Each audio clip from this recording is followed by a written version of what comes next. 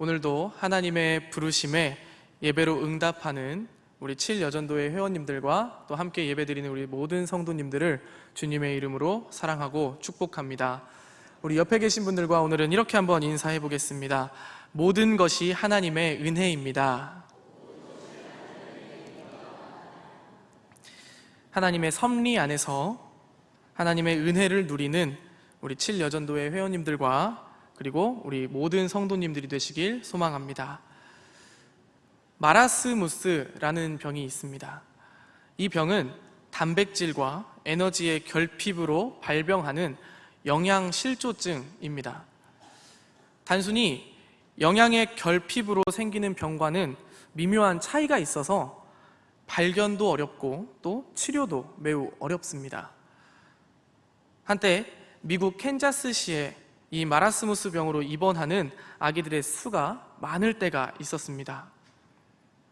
당시에는 의학기술이 지금처럼 발전되지 않았기 때문에 마라스무스 병에 걸려 병원에 입원한 아기들 중에는 목숨을 잃는 경우가 많았습니다. 이때 캔자스 주립병원의 의사였던 칼과 그리고 밀링거 박사는 사랑과 관심이 도움을 줄 것이라고 판단을 하고 영양소를 공급하면서 이 아기들을 만져주고 쓰다듬어주기 시작했습니다. 그런데 그 결과는 매우 놀라웠습니다. 캔자스 주립병원의 마라스무스 병으로 병원에 입원한 아기들이 다른 병원에 비해서 치유되는 확률이 더 높았던 것입니다. 칼과 밀링거 박사는 이 사랑과 관심을 가져주는 자신들의 처방을 어루만짐, 사랑, 보살핌이라는 뜻의 약자인 TLC라고 이름 붙였습니다. 두 박사는 자신들의 치료법을 성경에 나오는 예수님의 모습을 통해 생각해냈다고 말했습니다. 성경을 보면 예수님께서 병든 자들을 고치시는 모습을 많이 찾아볼 수 있습니다. 그 중에서 오늘 우리가 읽은 본문의 말씀은 예수님의 공생애 중에서 영적 치유에 관한 내용을 가장 잘 보여주는 예수님의 말씀이라고 볼 수 있습니다. 예수님은 세리직을 맡고 있는 레위, 우리가 잘 알고 있는 마태를 제자로 부르십니다. 세리라는 직업은 당시 로마 통치하에 헤롯의 공무원으로 고용된 사람이었습니다. 이들은 높은 임금을 받을 수 있었습니다. 거기에 그들이 유대인들을 속여서 얻게 되는 수익까지 합하면 굉장한 재물을 축적할 수 있었습니다. 그런데 이들에게는 휴직이라는 개념이 없었습니다. 일단 일을 그만두면 다시 그 일을 할 수 있는 가능성이 별로 없었기 때문입니다. 특히나 갑자기 그만두었을 경우에는 더욱 그러했습니다. 세리는 유대인이 동족인 유대인에게 세금을 거두는 일을 감당했습니다. 동족임에도 세리직을 맡는 유대인들은 대부분 세금보다 더 많은 돈을 요구하고 그 차액을 자신의 이익으로 챙기기 일쑤였습니다. 그래서 그들은 유대인 사이에서 손가락질 받던 직업이었습니다. 손가락질을 받는다는 의미는 유대인들 사이에서 죄인으로 낙인 찍혔음을 의미합니다. 이 당시는 죄인으로 낙인 찍히면 유대인 사이에서 배제되던 시대입니다. 정치, 문화, 심지어는 종교 집단에서도 배제되었습니다. 이런 상황인 세리였던 레위에게 예수님께서 제자들을 부르실 때와 같이 나를 따르라 라고 초청하십니다. 이는 종교 집단에서 배제되었던 사람에게는 더욱더 대단한 명예였습니다. 그래서 레위가 예수님을 위한 잔치를 여는 것은 그리 놀라운 일은 아니었습니다. 자신이 받은 영예에 보답하는 것은 고대 사회에서 중요한 부분이었습니다. 식탁 교제는 참여하는 사람들이 얼마나 친밀한가를 보여주는 그런 행위였습니다. 고대 잔치의 성격에 비추어 봤을 때 부유한 사람이 그의 동료와 부하를 잔치에 초청하는 것은 매우 자연스러운 일입니다. 즉, 예수님과 함께 열린 잔치에는 유대인들 사이에서 죄인이라고 낙인 찍힌 사람들이 모였다는 것을 말합니다. 이 모습을 그곳에 있던 유대인들이 바라보고 있습니다. 그리고 그 무리들 속에는 바리새인들이 있습니다. 바리새인들은 음식을 먹는 것에 대해 그들만의 특별한 규칙을 철저하게 지키는 사람들이었습니다. 그들의 이 특별한 규칙을 덜 세심하게 지키는 사람들, 특히 세리와 같은 죄인이라 낙인 찍힌 사람들과는 겸상하는 것을 매우 싫어했습니다. 대부분의 사람들은 세리를 로마의 앞잡이라고 생각했고, 민족주의적인 종교인들은 그들을 멸시하기까지 했습니다. 사실 바리새인들이 말하는 죄인들은 정말 죄를 범해서 감옥에 가야 하는 사람들이 아니었습니다. 바리새인들에게 있어서 죄인을 판가름하는 기준은 율법 준수 여부였습니다. 하지만 이런 사고방식은 율법을 모르는 이방인들을 모두 죄인으로 일반화하는 오류를 범할 수 있습니다. 바리새인들은 율법을 지키며 살아가지 않는 사람들을 모두 죄인이라고 부르며 그들을 멸시했습니다. 그 중에서 세리들은 죄인 중에 죄인으로 여기며 멸시를 넘어서 경멸의 대상으로 여겼습니다.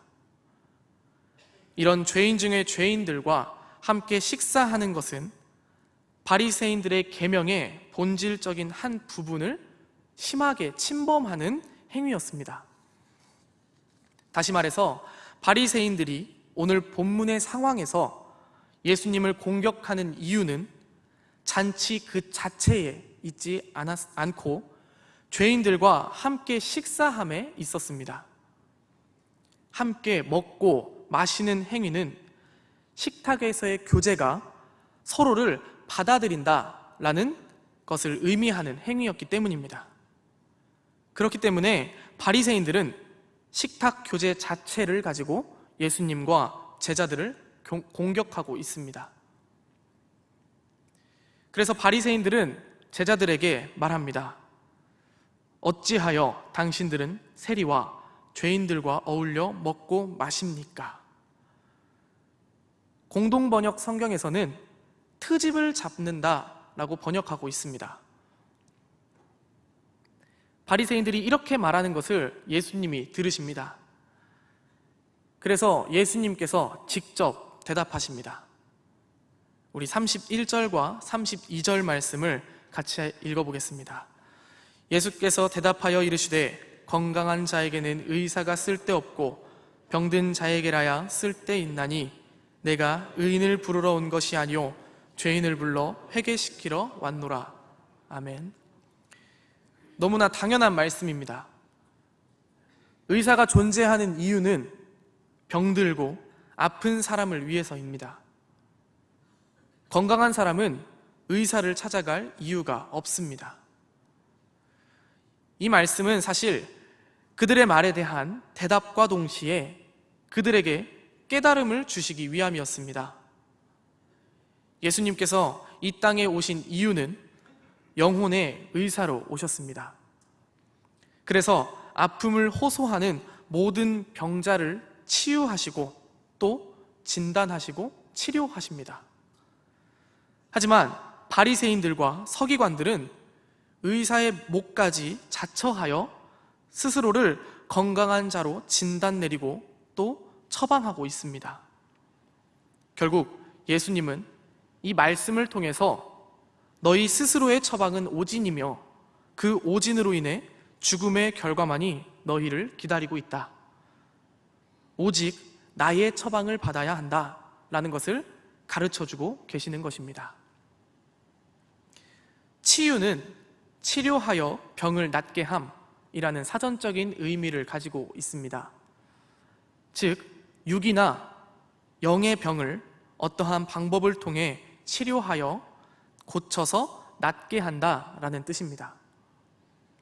우리가 감기에 걸리더라도 그 병을 낫기 위해서 의사의 말에 따라 밥도 잘 챙겨 먹고 약도 잘 챙겨 먹습니다. 그것은 의사가 내가 가진 병을 낫게 해주실 것이라는 신뢰감 때문입니다. 그리고 이런 신뢰감은 우리로 하여금 의사에게 나의 증상을 다 말하게 합니다. 그래야 정확한 진료를 할 수 있기 때문입니다. 결국에 우리가 먼저 의사를 신뢰해서 의사에게 나의 상태를 가감없이 모두 말할 때 우리는 우리가 가지고 있는 병을 치유할 수 있게 됩니다. 세상에서 살아가는 모든 순간이 행복할 수는 없습니다. 왜냐하면 시대가 악하고 혼탁해져서 하나님을 떠나 있기 때문입니다. 이런 문제들이 나라는 개인에게도 영향을 미칩니다. 그래서 삶의 곤고함이 내 발목을 잡습니다. 그리고 무너집니다. 또 속으로 끙끙 앓게 됩니다. 전능하신 하나님은 그런 우리의 곤고함을 비롯한 모든 것을 알고 계십니다. 오히려 내가 알고 있는 나보다 더 많이 나에 대해서 잘 알고 계십니다. 그리고 우리의 문제 역시도 우리보다 더 잘 알고 계십니다. 다른 사람에게는 다 숨기고 감추지만 의사에게 자신의 증상을 숨기는 사람은 없습니다. 그런데 우리의 모습을 보면 우리는 의사에게 증상을 숨기고 있습니다. 하나님께 계속해서 강한 모습, 잘하는 모습을 보이려 합니다. 그런데 문제는 이렇게 강하고 잘하는 모습만 보이다가 작은 실수, 정말 작은 그 하나 때문에 넘어지면 나 같은 사람이 감히 하나님을? 나 같은 사람이 어떻게 하나님 앞에 설 수 있겠어? 라는 생각을 하며 하나님을 떠나갑니다. 마치 아담과 하와가 선악을 알게 하는 나무의 열매를 먹고 자신들의 모습을 숨긴 것과 같이 계속해서 땅굴을 파고 그 속으로 자신을 숨깁니다. 이가 빠진 그릇이 있습니다. 이 그릇에 물을 채우기 위해서는 계속해서 물을 붓는 방법이 있습니다. 그런데 이 부서진 부분, 이가 빠진 부분 이상으로는 그 물을 채울 수가 없습니다. 그 이상으로 물을 채우려고 계속해서 물을 부으면 이가 빠진 부분으로 물이 다 새기 때문입니다. 이가 빠진 그릇에 물을 가득 채우려면 가장 먼저 해야 할 것은 튼튼하게 잘 세워져 있는 영역을 더 멋지고 더 견고하게 싸는 일이 아니라 뚫려 있는 구멍부터 메워야 합니다. 그런데 우리는 계속해서 주님 앞에 설 때 잘하는 것, 뛰어난 것, 그리고 멋있는 것만 보이려 합니다. 사람들에게 내 치부, 내 부정함을 드러내고 싶지 않기 때문입니다. 자꾸 이런 모습만 보인다는 것이 얼마나 힘들고 그리고 고달픕니까? 그래서 우리는 신앙생활에서 지치게 됩니다. 이는 너무나 당연한 결과입니다. 하지만 예수님은 이렇게 완벽하고 완성된 자를 제자로 부르지 않으셨습니다. 오늘 본문에서만 봐도 알 수 있습니다. 당시에 죄인이라고 낙인 찍힌 레위를 부르십니다. 그리고 다른 제자들도 마찬가지입니다. 예수님의 수제자 베드로, 그리고 안드레, 야고보, 요한, 이들은 어부입니다. 사람들에게 그리 촉망만든 직업은 아니었습니다. 다시 말해서 그리 완전한 위치에 있는 사람은 아니라는 의미입니다. 우리도 마찬가지입니다. 하나님께서는 우리를 부르실 때 우리가 완전하고 완벽하고 문제가 없어서 부르신 게 아닙니다. 우리가 부족하고 연약하고 나약한 것을 아시고도 우리를 부르셨습니다. 그런데 우리는 이런 사실을 잊고 모든 짐을 혼자 짊어지려고 합니다. 우리는 모두 환자입니다. 모두 죄인입니다. 낳고자 하는 그 절실한 소망, 이 소망이 있다면 모든 사람들 앞에서, 그리고 무엇보다도 예수님 앞에서 숨김이 없어야 합니다. 하나님 앞에서 솔직해져야 합니다. 하나님, 나는 이런 사람이에요. 하나님, 나 이런 문제가 있어요. 하나님, 나 사실 이게 너무 무서워요. 이렇게 솔직하게 고백할 수 있어야 합니다. 한 어머니가 모임에서 간증을 했습니다. 아이가 어렸을 때 똑같은 아이인데 나이에 따라서 느껴지는 감정이 다 다르다는 것입니다. 미운 4살, 죽이고 싶은 7살 이라는 말이 절실히 느껴졌다고 합니다. 참고로 제 이야기는 아닙니다. 어느 날은 이 아이가 말을 너무나 안 듣고 심지어 밥투정까지 했다고 합니다. 그래서 식사 도중에 숟가락을 딱 내려놓고 너는 누굴 닮아서 이러니? 제 이야기 아닙니다. 이렇게 말을 안 들을 거면 나가!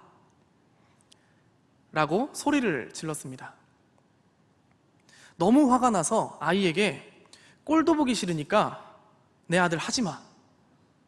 라고 마음에도 없는 말을 뱉으시면서 윽박 지르셨습니다. 제 이야기 아닙니다. 그러고 나서 이제 돌아서서 이제 방으로 들어가려고 하시는데 옷이 뭔가에 걸린 것처럼 뒤에서 잡아 당기더랍니다. 그래서 뒤를 돌아봤더니 그 미운 짓만 골라서 하던 그 아이가 엄마 옷 뒤에 이 밑단에 손가락을 껴서 앞으로 가려는 엄마를 잡아 당기고 있었더라고 합니다. 그리고 아이는 닭똥 같은 눈물을 뚝뚝 흘리면서 엄마에게 엄마 잘못했어요. 다시는 안 그럴게요. 엄마 아들 하게 해주세요. 이 말을 했다고 합니다. 정말 제 이야기 아닙니다. 예, 정말입니다.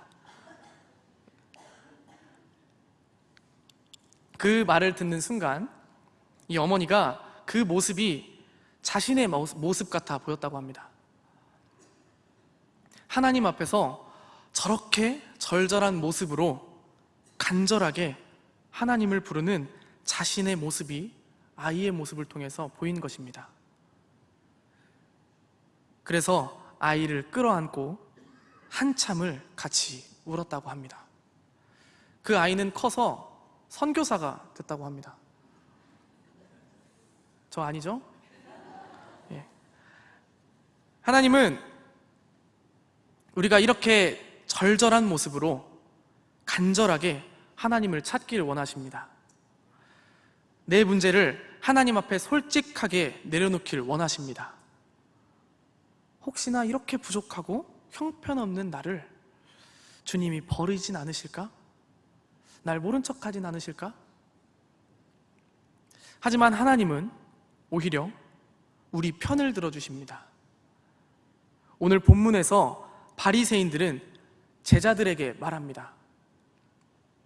하지만 예수님께서 대신 그 질문에 대한 대답을 하고 계십니다.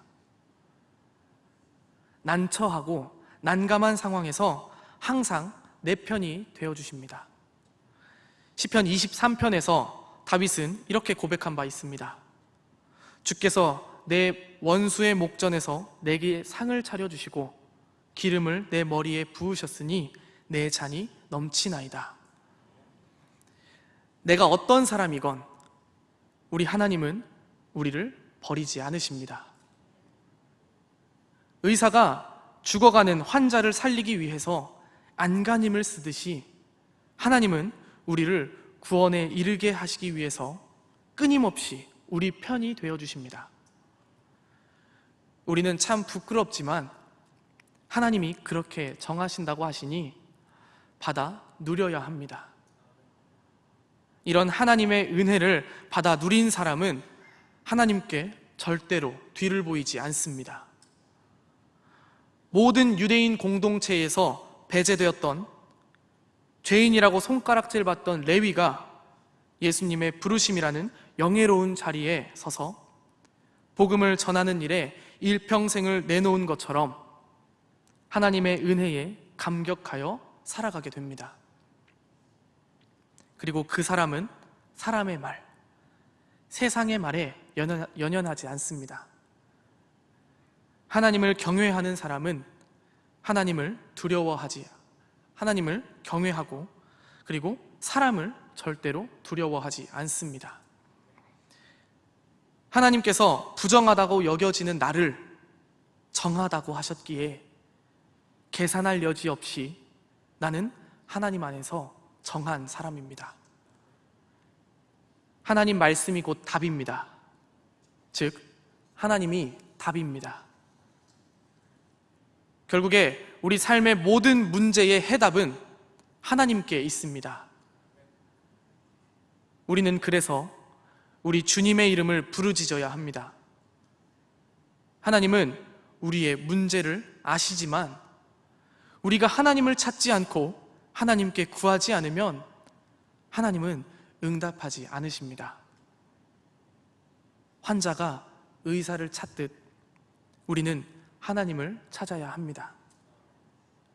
말씀 안에서 하나님은 살아 역사하십니다. 그렇기 때문에 우리는 말씀을 보고 듣고 묵상하며 그 말씀에 힘입어 기도로 간구할 수 있게 됩니다. 하나님은 하나님의 이름을 부르는 자에게 응답하시겠다 약속하셨습니다. 아무리 사소한 문제도 하나님께 아뢰는 신앙이 바로 우리 하나님께서 우리에게 원하시는 신앙입니다. 오늘 본문은 우리의 마음의 병을 치유하러 이 땅에 오신 예수님을 묘사하고 있습니다. 그 예수님을 우리는 전적으로 신뢰해야 합니다. 사람들이 아무리 내 문제에 대해서 훈수를 두고 지적한다고 하더라도 그것에 휘둘리지 말고 오직 하나님의 말씀에 귀 기울이길 하나님은 원하고 계십니다. 그리고 그럴 때 우리의 모든 병을 우리 주님께서 완치해 주십니다. 하나님은 우리에게 이렇게 축구하고 계십니다. 너희가 내 안에 거하고 내가 너희 안에 거하면 무엇이든지 원하는 대로 구하라. 그리하면 이루리라. 아멘. 기도하시겠습니다.